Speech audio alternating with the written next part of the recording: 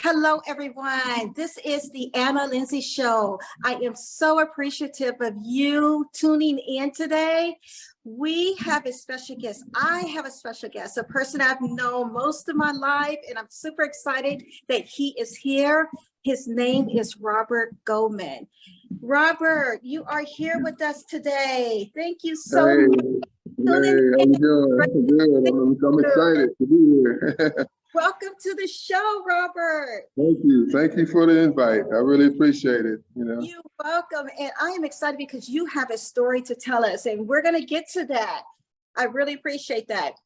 Hey, other people may not know, but you and I know we grew up together. We've known each other most of our lives. Many years. Columbia, Missouri. Small town called Como. That's where we go. Oh, Mizzou Tigers. Let's go. Yes. Hey, I know you, growing up, I know you as an athlete. I know you as a singer. We don't want to forget that. I know you're amazing, especially with the talent shows when we were younger. Oh, yeah. Now, you still sing? Yeah, I still do. I've been doing funerals for my family. I guess I'm the family singer at funerals, because even when I just go to the funeral just to participate, and show my respects, I end up in the program somehow. Sometimes I'm notified and sometimes I'm not, but nevertheless, I still give them my all, and everybody's always been appreciative of what I present to them, and family love it. Family's everything, and whatever I can do for my family, I do it, So tell me, Robert, I've never asked you, when did you know that you had the gift to sing? Because your voice was amazing. Again, everyone from Columbia we all enjoyed you guys in the talent shows and all the other things that we had going on in our community. When did you know that you can sing? Yeah, it all started, everybody knew the steps of Douglas Park, hanging out with Little George, Randy Carter, and the rest of the Carter boys, Keithy Hackett, and all us, we all used to sit down there, drink our little beer and whatever else we used to do.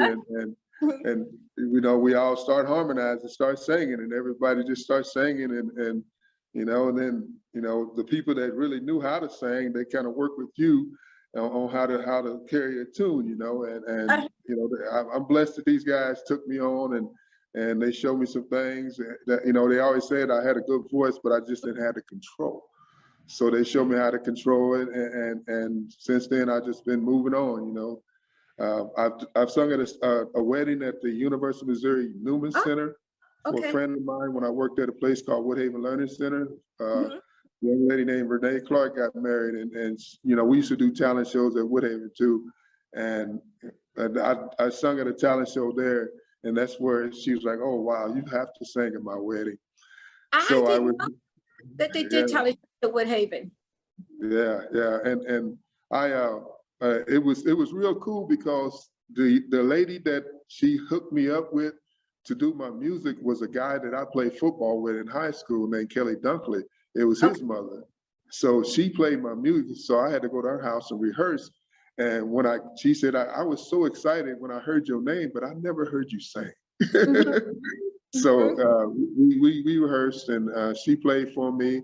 And I sung at the wedding, and everybody was pleased. There was a lot of people there. I mean, a lot of people. If you ever been into the Newman Center at University of Missouri, it's a very big place. And it was filled. And I was kind of nervous at first, but then, I just asked the Lord just to lead me, guide me. And it worked, because everybody was pleased at the end of the wedding. So I appreciate Renee for allowing me to be a part of her wedding and inviting me to sing in front of her family. Her mom was really pleased. She gave me a big hug and started crying, and that really touched my heart, so. Shout out for sure. Yeah. I've always enjoyed your voice. I mean, I really have. And thank you. You know that already. Thank you. Let's talk about those C boys. Oh yeah, you know, the CDES, you know, Cool Brothers of Young Success. You know, we came together as the Mhm. choir boys, you know, from St. Luke Prep, you know, everybody came, we the choir boys at first, but then we decided to change something different because we was trying to help the youth in the Okay. community. So we was trying to be positive role models for the youth. So we had Mhm. to change our name to something cool. You know, the youth don't want to hear us as choir boys. They want to hear something real cool. So we decided to C-Boys, the Cool Brothers of Young Success, was the name that we give ourselves because we felt Okay. like we were young, successful Black men in a community trying to make a difference for the young youth that was growing up, you know, and it, you know, that was our goal every day, and that's what we strive for. So, Oh, but I we didn't. became a very large group, and right now today we're all still the best of friends. We communicate daily. We say good morning on the thread, on the our phones. You know, we message one another good morning. We're in a group.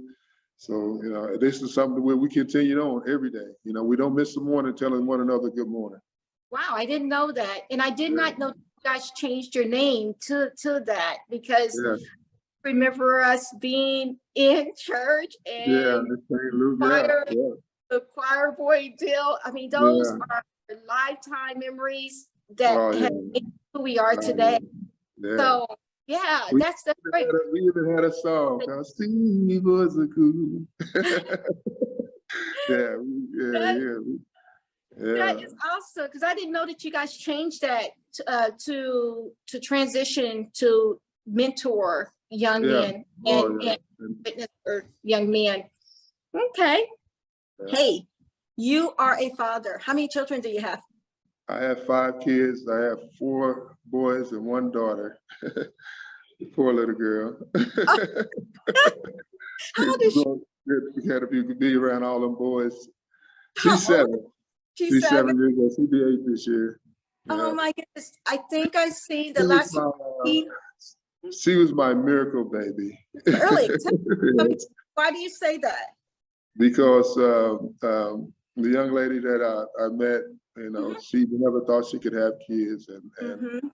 and behold, here she is. You know, that's we call her our miracle child. So You know, I don't know if you, well, you probably didn't know because I have never said it. I too was told I would never have kids. right, right. So So I get that 100%. And right. they become miracle babies. All of mine, I consider my miracle babies too. Oh yeah, oh yeah. It's a blessing, you know. At my age, I didn't really want any more, Uh-huh. but when you think of the blessing of bringing a child in the world, and you know you're going to support it as much Mhm. as long as you can. You know, it's a blessing. You know, The it's a last time I blessing. seen the last time I seen her, she was adorable. I mean, just cute. So I am going to hopefully send me some pictures because I know she's Yeah. even today at 7. She's a little grown right now.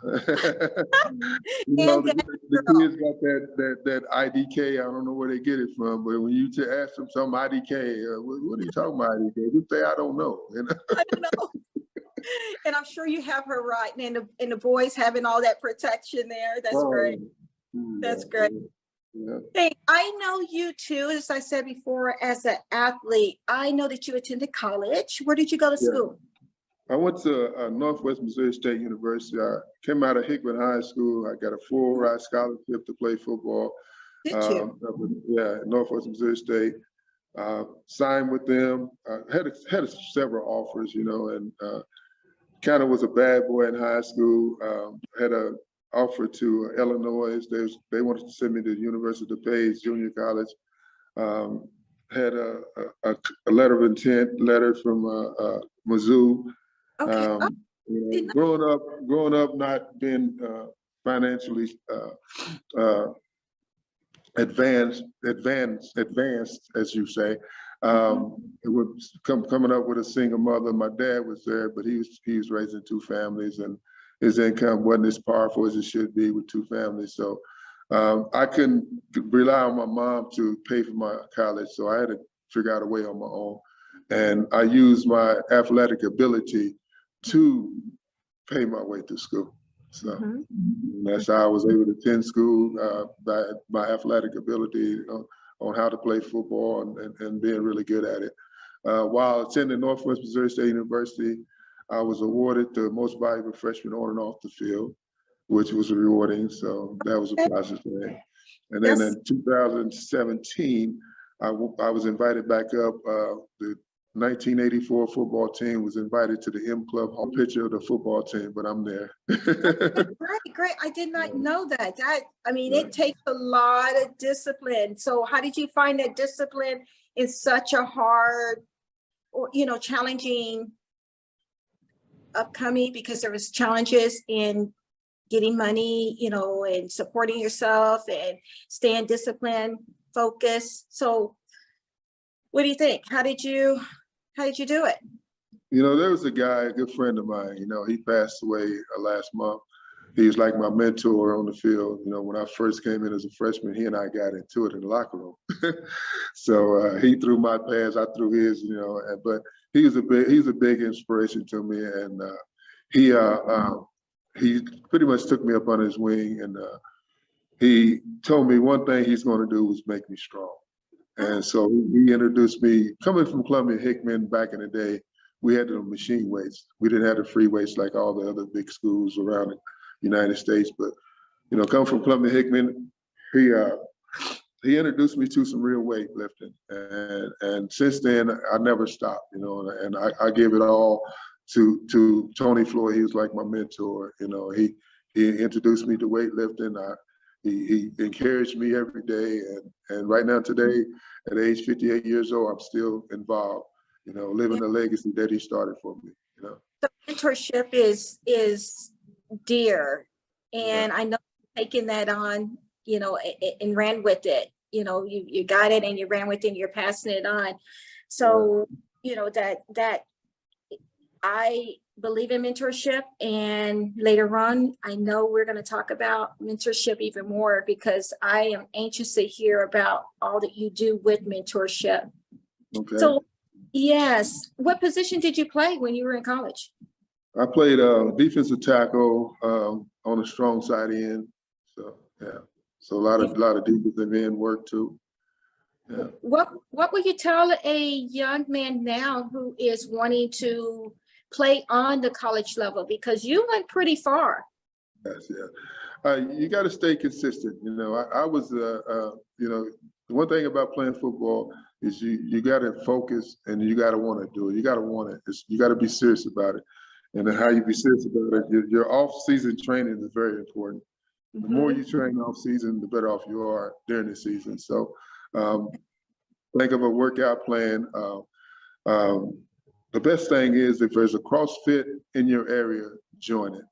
Okay. Because that workout is so intense, and it's good for athletes, and it'll help you with your cardio as well as your strength.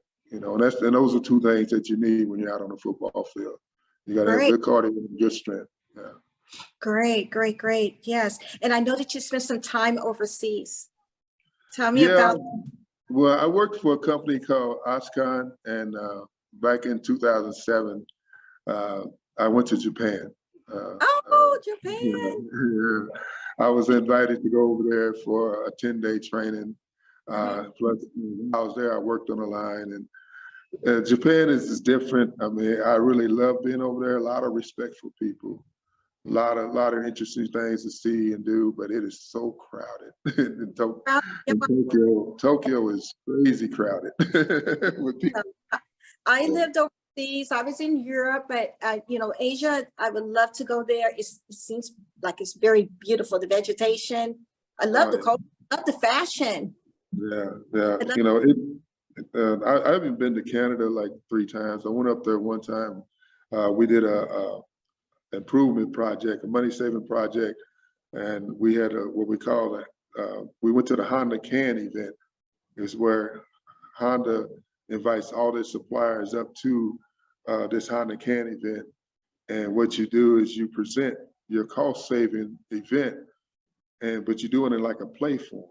So you got to think of a theme, and you're doing it in a play form, and then you perform it, and then you get selected. Out of like 50 or 60 some companies, we were placed number 2. So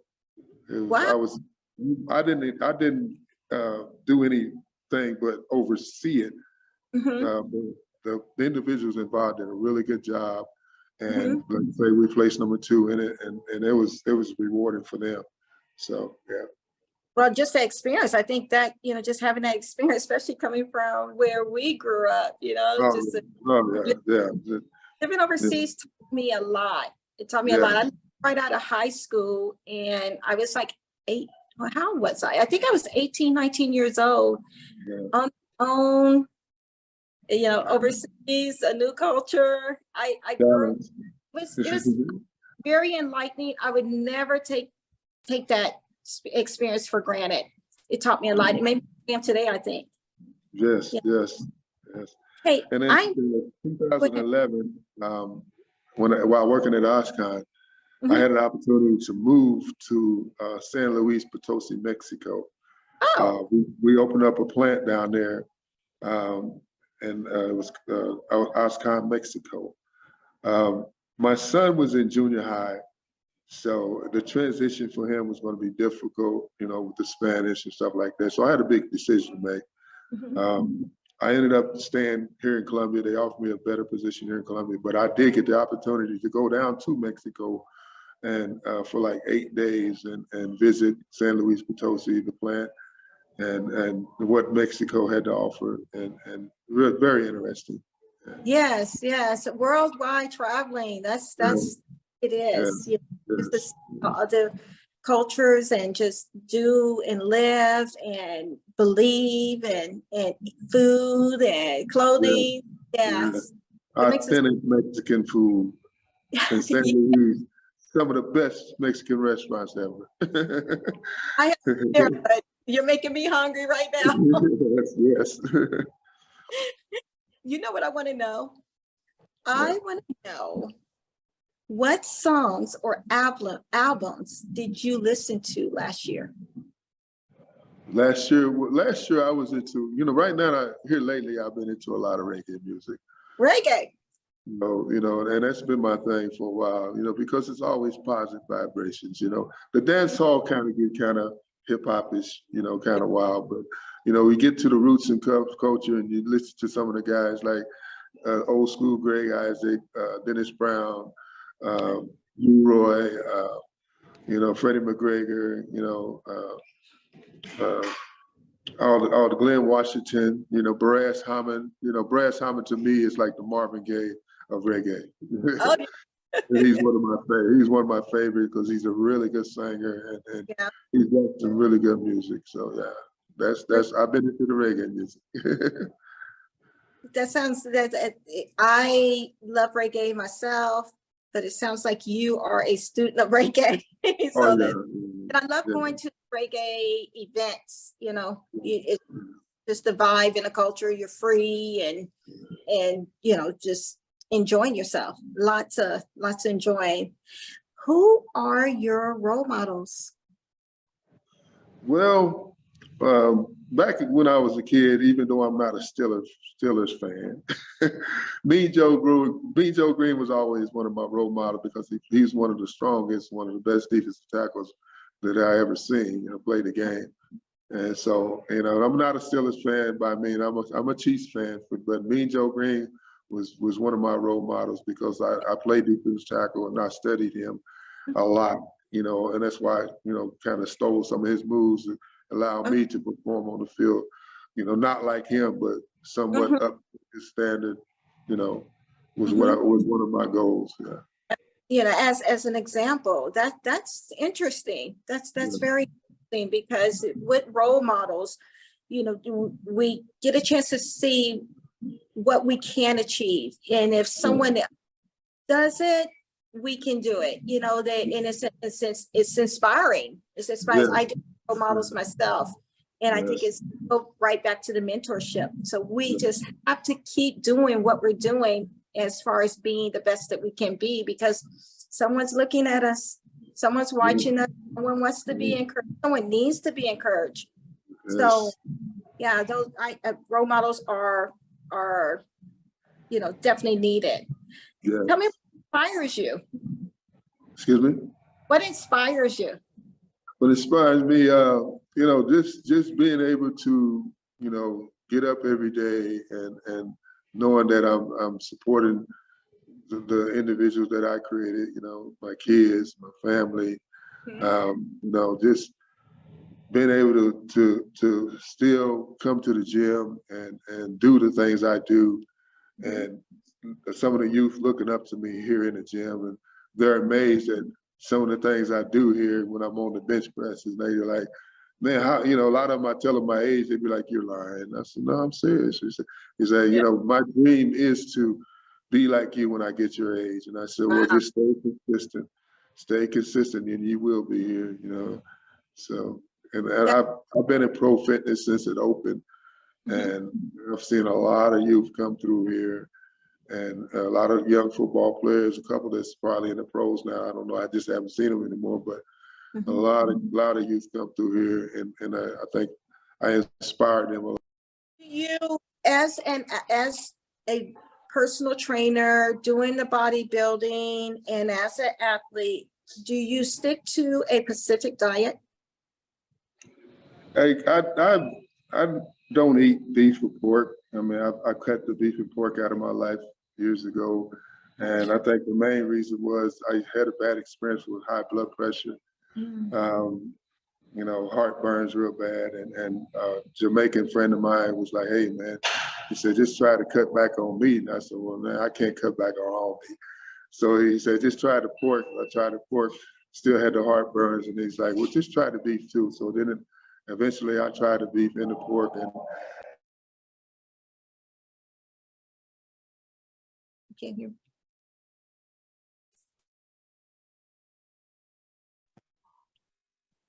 Did you get a phone call? Did you get another phone call? I got it on Do Not Disturb. I don't know why it's coming through, but I don't need to answer it. It's okay. Do you want to get back in a frame?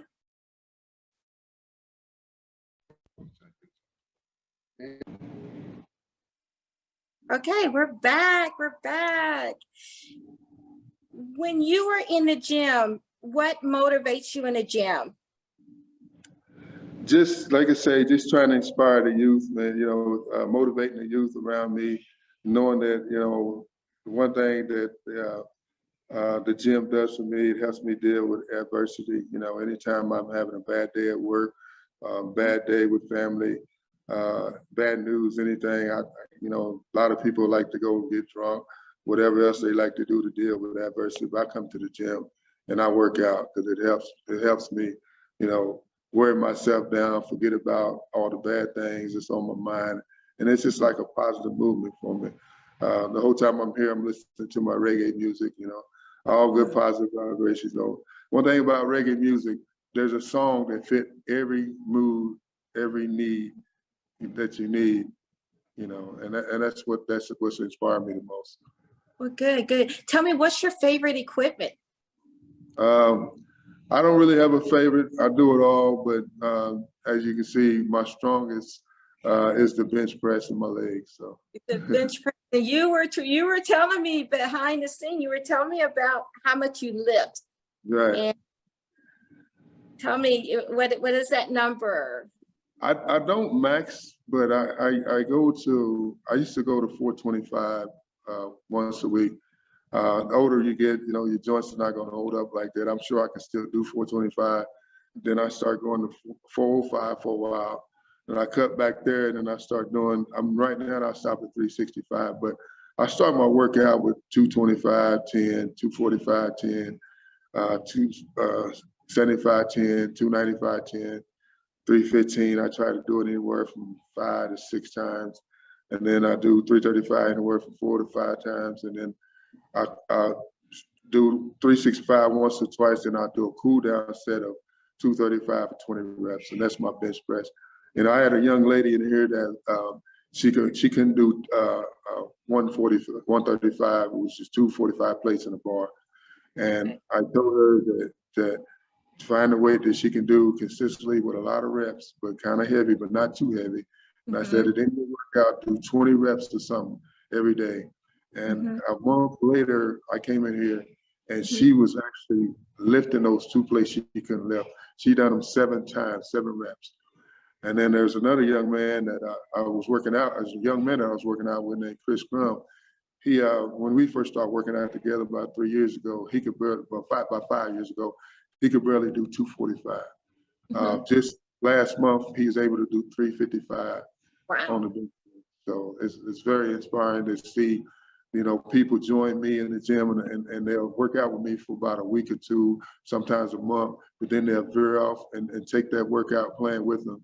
And then they'll come back with the results, you know, which is very inspiring to me to keep doing what I'm doing. Yeah. Because you're getting that progress. That's amazing. That's what it's about. Right. Yeah. Well, you have experienced a personal challenge in your life. Yes, I did. I ended up time in your life that you had. Yeah, there was a time that they always say the choices you make inform the trails you take, and there's some choices I made too. Kind of been addicted to money and different things where being a college graduate, you don't never allow yourself to veer off into the habits of others. And I did, and it caused me to go away to an in-house treatment center facility for the Department of Correction for 22 months. But since my return, while I was there, my main goal was to habilitate.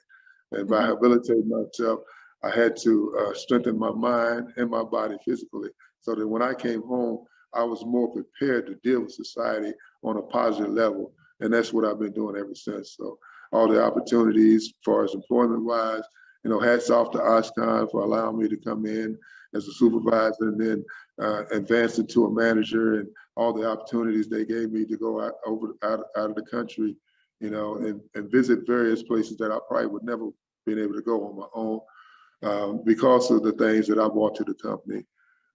Since then, I left that company, went to another company, which was more beneficial to me financially, a place called Hubble in St. Clair, Missouri.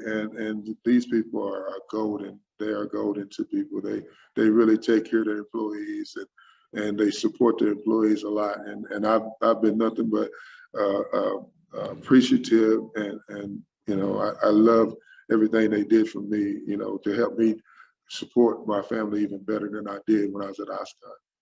Okay, so tell me, what would you say to someone who's been in your position, who has had a low and experience such as being incarcerated? Is that what it was, sort of? Yes, okay. Yes, it was, yes.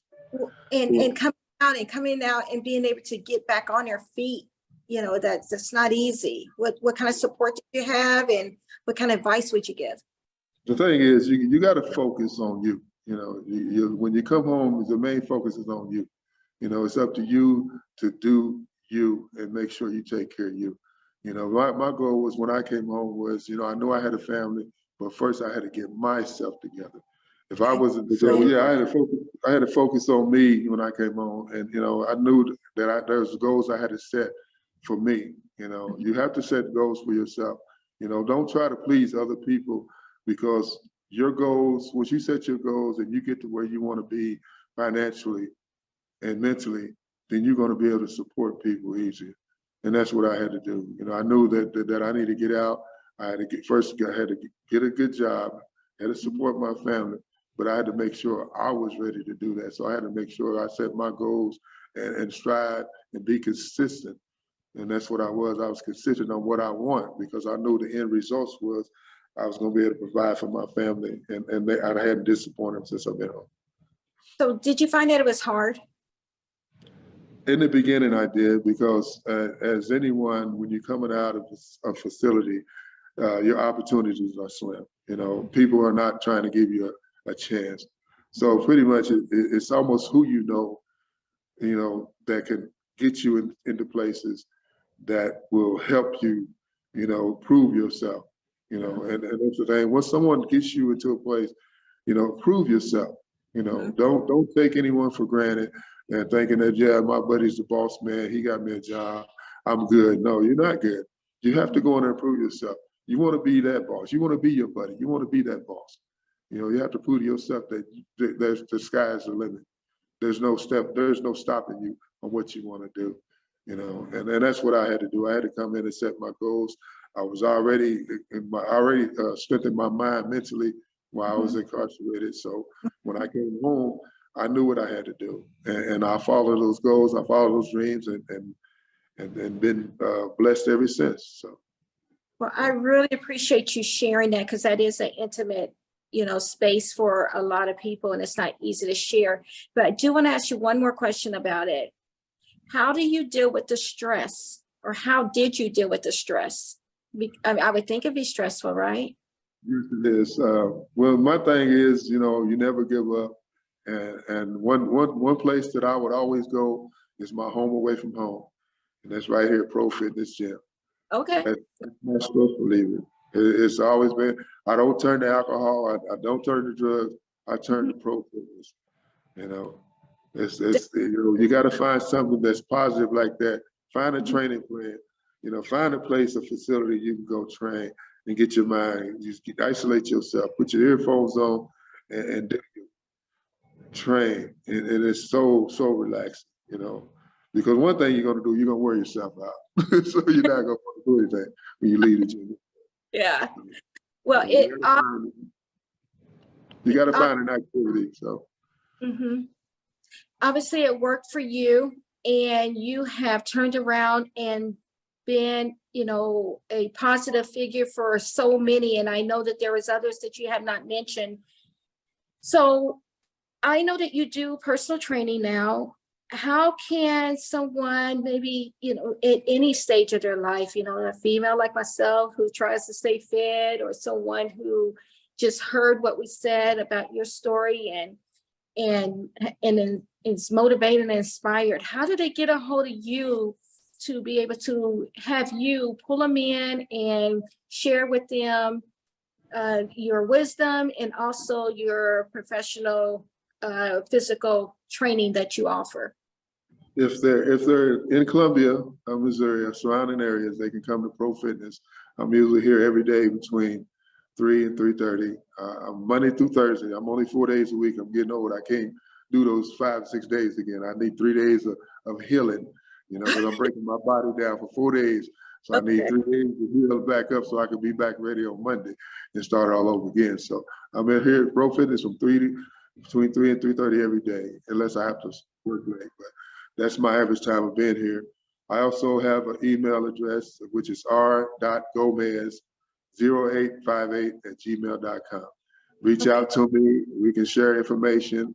Once you come out to the gym, meet up with me, and then we can go further as far as personal information about myself and stuff, and how we can get these things started. Sounds good. This has been so inspiring. I really appreciate you on so many levels. It's just good to see you again. I am here.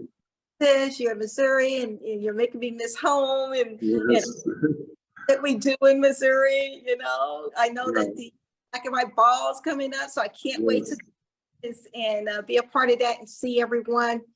Robert, again, thank you so much. We are with Clarke TV, and we appreciate Clarke TV giving us this time to me to host my show, The Anna Linzie Show. Thank you. Thank you. Thank you.